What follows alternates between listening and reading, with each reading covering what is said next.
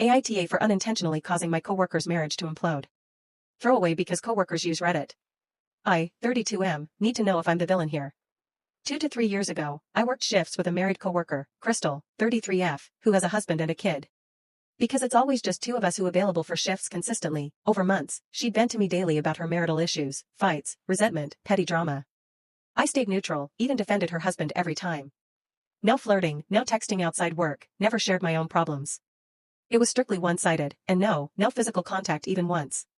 Then, during one shift, I snapped and opened up about my abusive fiancé, now ex. That morning, when I was clearly look stressed, Crystal asked, "What do you do to relieve stress?" I responded with, "Jerk off," while walked away, not a great answer. Later in the afternoon, she asked why I was still upset, and I vented vaguely. Her response was, "Why don't we have fun tonight? You're stressed, I'm stressed too with him." Man, she propositioned me for an affair. I shut that down immediately, but later that night, she texted a photo of herself in a see-through nightgown which her private parts clearly shone, said, "Maybe you need one," and asking if I was alone. I replied, "Are you crazy?" and ignored it. The next day, her husband found out. Turns out, she sent the picture as revenge because he'd been texting his ex, and his ex sent a photo, but not as revealing as she sent to me. Her excuse? He did it first. Now her marriage is in shambles.